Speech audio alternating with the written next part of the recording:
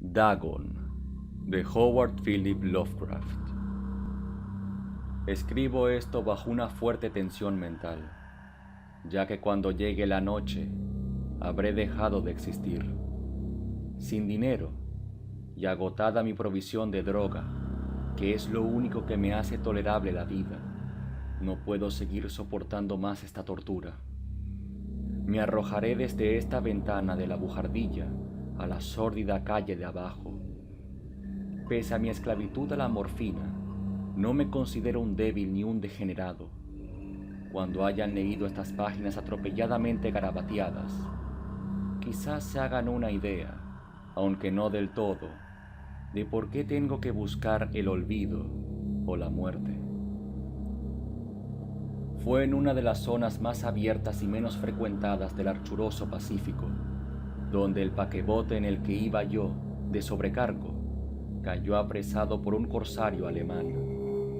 La Gran Guerra estaba entonces en sus comienzos, y las fuerzas oceánicas de los hunos aún no se habían hundido en su degradación posterior, así que nuestro buque fue capturado legalmente, y nuestra tripulación fue tratada con toda la diferencia y consideración debidas a unos prisioneros navales.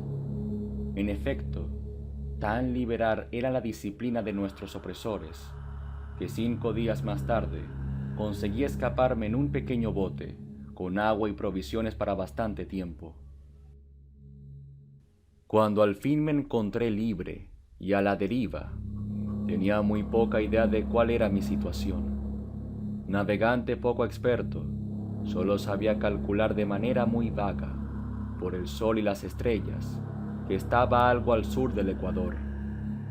No sabía en absoluto en qué longitud, y no se divisaba isla ni costa alguna. El tiempo se mantenía bueno, y durante incontables días navegué sin rumbo bajo un sol abrasador, con la esperanza de que pasara algún barco o de que me arrojaran las olas a alguna región habitable. Pero no aparecían ni barcos ni tierra, y empecé a desesperar en mi soledad, en medio de aquella ondulante e interrumpida inmensidad azul. El cambio ocurrió mientras dormía.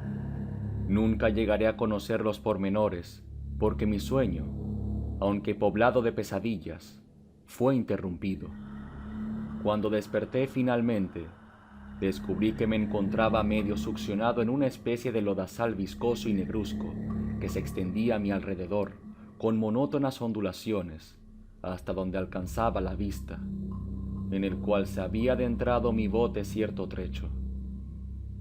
Aunque cabe suponer que mi primera reacción fuera de perplejidad ante una transformación del paisaje tan prodigiosa e inesperada, en realidad sentí más horror que asombro, pues había en la atmósfera y en la superficie putrefacta una calidad siniestra que me heló el corazón. La zona estaba corrompida de peces descompuestos y otros animales menos identificables que se veían emerger en el cieno de la interminable llanura. Quizá no deba esperar transmitir con meras palabras la indecible repugnancia que puede reinar en el absoluto silencio y la estéril inmensidad. Nada alcanzaba a oírse, nada había a la vista, salvo una vasta extensión de légamo negruzco. Si bien la absoluta quietud y la uniformidad del paisaje me producían un terror nauseabundo. El sol ardía en un cielo que me parecía casi negro por la cruel ausencia de nubes.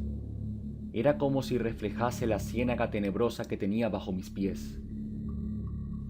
Al meterme en el bote encallado, me di cuenta de que solo una posibilidad podía explicar mi situación.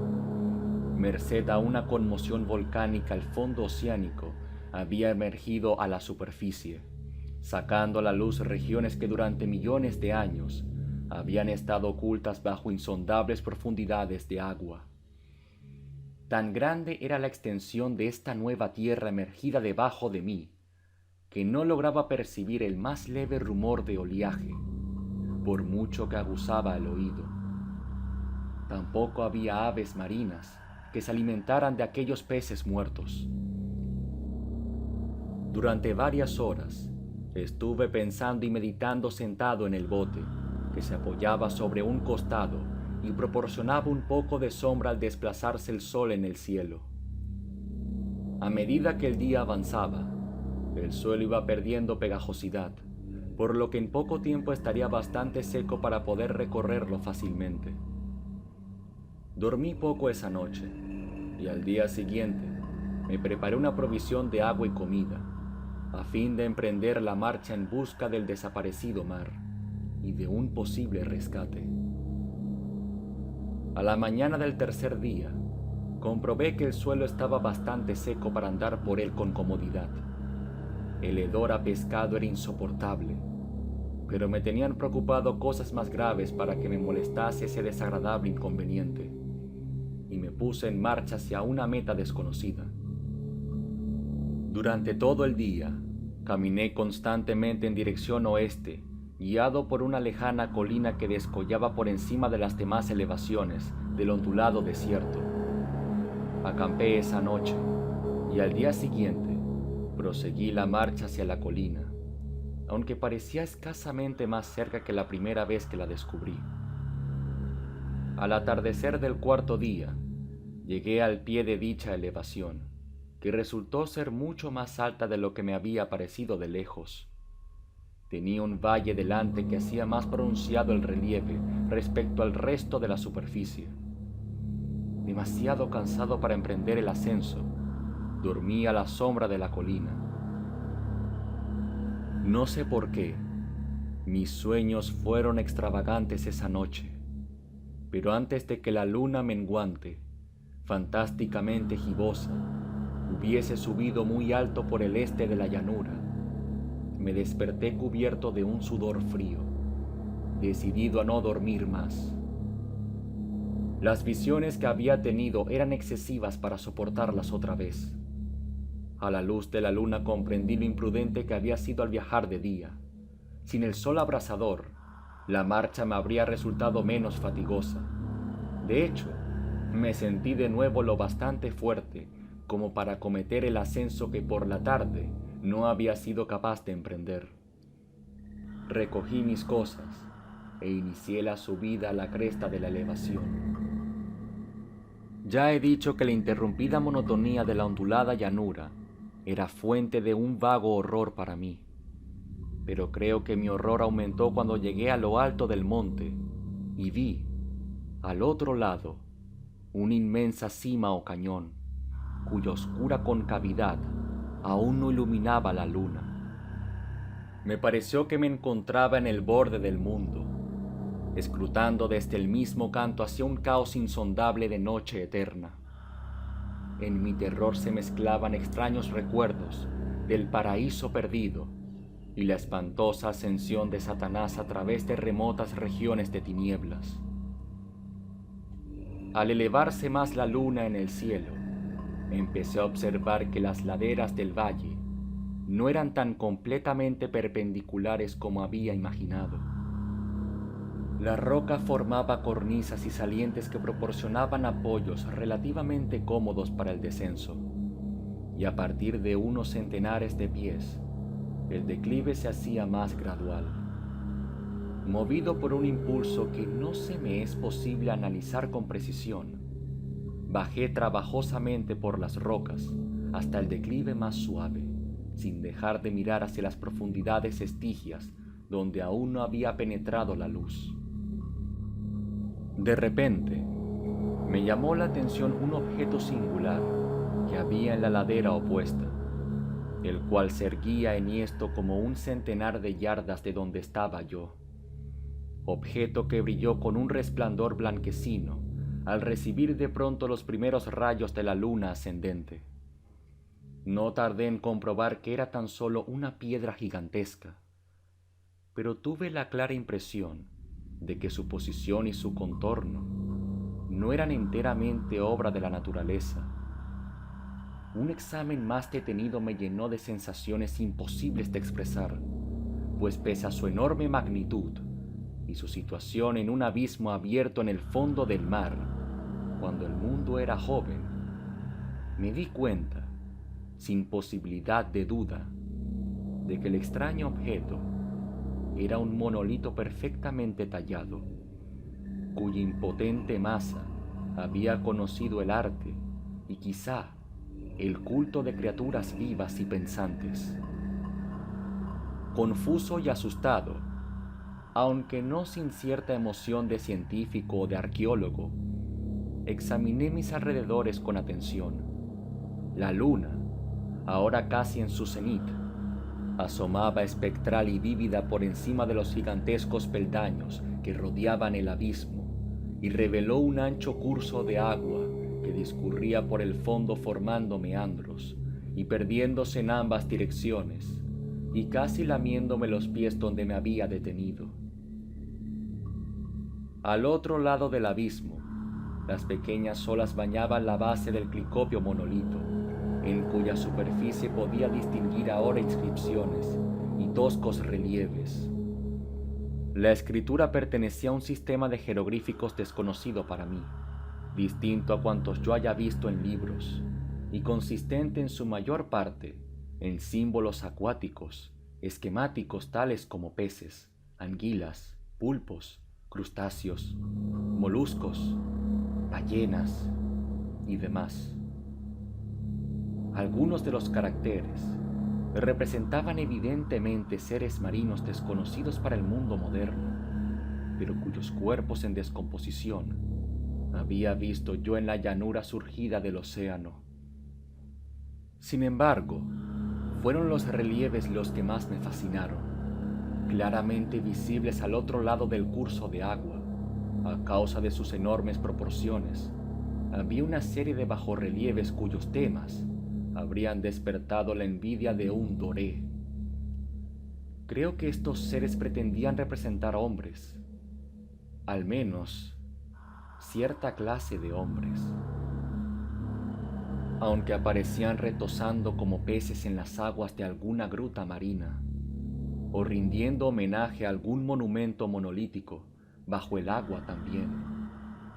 No me atrevo a descubrir con detalle sus rostros y sus cuerpos, ya que el mero recuerdo me produce vágidos, más grotescos de lo que podría concebir la imaginación de un Poe o de un Bulwer. Eran detestablemente humanos en general, a pesar de sus manos y pies palmeados, sus labios espantosamente anchos y flácidos, sus ojos abultados y vidriosos, y demás rasgos de recuerdo menos agradable.